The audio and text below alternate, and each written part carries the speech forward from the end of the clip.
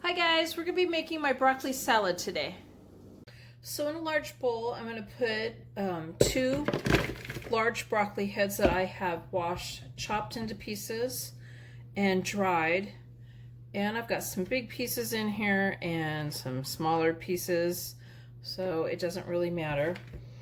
And then I'm going to add also a whole head of cauliflower that I did the same thing to.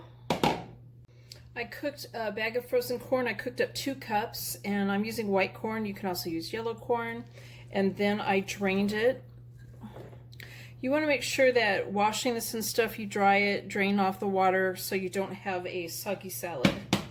This is 6 green onions that I've sliced, and I used a little bit of the greens too. I cooked up some bacon and I drained it on a paper towel, and then I cut it into fairly large pieces so I'm not searching in my salad for it. And it was a little bit under a pound. It was 12 pieces of bacon.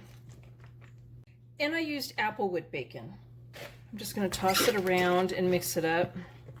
Probably should have got just a little bit bigger of a bowl. I usually make this for Easter dinner, and of course you can make it at any time. But it's just usually one of the same things I always make every year. I'm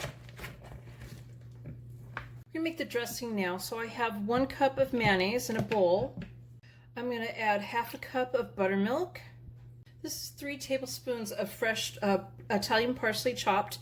You could use 1 tablespoon of dry. Either one is fine. Sometimes I use the dry. I just happen to have some fresh parsley, so using that today.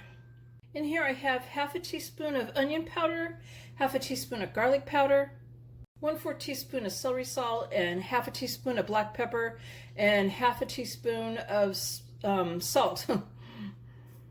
I'm going to whisk this together until it's combined. Pour it over the salad, and we're going to toss this together until it's all combined.